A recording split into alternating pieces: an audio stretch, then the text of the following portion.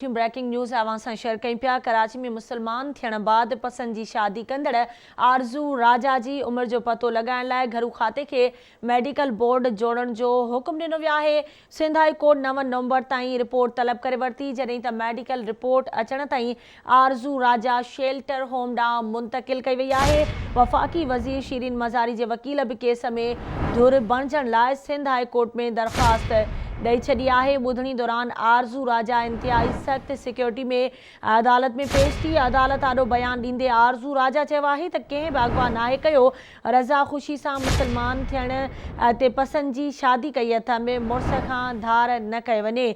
अदालत चयो त पहिरीं उमिरि तइ थियण ॾियो, उन खां पोइ ॿिया मामला ॾिसंदासीं।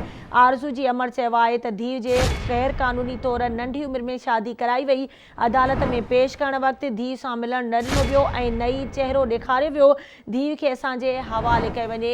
ब्रेकिंग न्यूज़ नाज़रीन अवां सां शेयर कई पिया। कराची में मुसलमान थियण बाद पसंद जी शादी कंदड़ आरज़ू राजा जी उमिरि जो पतो लॻाइण लाइ घरू खाते खे मेडिकल बोर्ड जोड़ण जो हुक्म ॾिनो वियो आहे।